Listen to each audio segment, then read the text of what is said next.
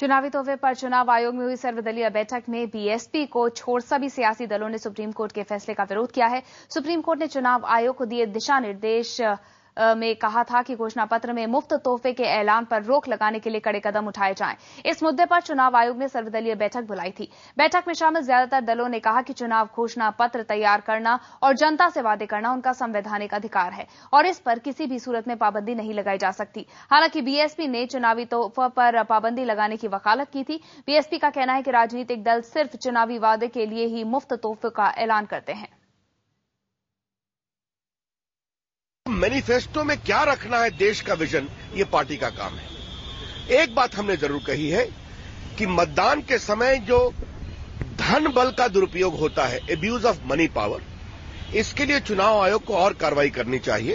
सर्वोच्च न्यायालय द्वारा इलेक्शन कमीशन को दिए गए निर्देश ये अनुचित हैं और अवांछनीय हैं।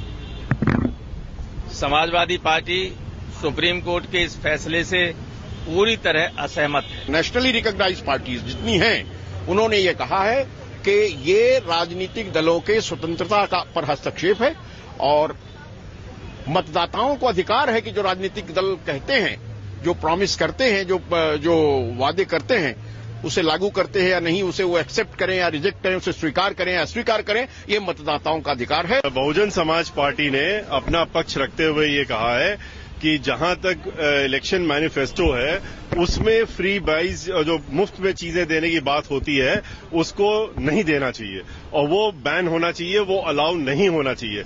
इससे जो जनरल इलेक्टोरेट होता है उसके ऊपर असर होता है और लोग बाद में देते नहीं है, धोखा देते हैं, खाली वोट पाने के लिए इस तरह की बात करते हैं।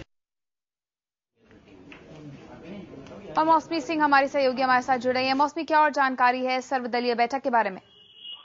देखिए नंदिता, कुल मिला के ये बैठक 1 घंटे की थी, 9:30 बजे से 10:30 बजे तक, जिसमें Bharatiya Janata party, Congress, TDP, NCP के समेत बहुजन समाजवादी पार्टी और समाजवादी पार्टी ने हिस्सा लिया। और जिस तरह से आपने जो निष्कर्ष निकलते हुए देखा, जो सहमति बनते हुए देखी पार्टी से, ये तो होना ही था, क्योंकि जिस तरह से सुप्रीम कोर्ट ने कहा था कि फ्रीबीज जो है वो पूरा फ्री एंड फेयर इलेक्शन के बेसिस को ही हिला के रख देता है, उससे पहले ही पार्टियों ने कड़ी आपत्ति जताई थी, क्योंकि फ्रीबीज उनका कहना है उनके अधिकार क्षेत्र में आता है और उनका कॉन्स्टिट्यूशनल राइट है। इसलिए मैनिफेस्टो में वो अगर फ्रीबीज को शामिल करना चाहते हैं तो वो कर सकते हैं और उनको फ्रीबीज शब्द से भी आपत्ति है। उन्होंने कहा है कि वो सुप्रीम कोर्ट के ऑर्डर को नहीं मानते हैं और वो सही नहीं है, क्योंकि वो पार्टियों के अधिकार क्षेत्र में आता है। बहरहाल बहुजन समाजवादी पार्टी ने इसका विरोध किया है और वो सहमति जताई है सुप्रीम कोर्ट के ऑर्डर से।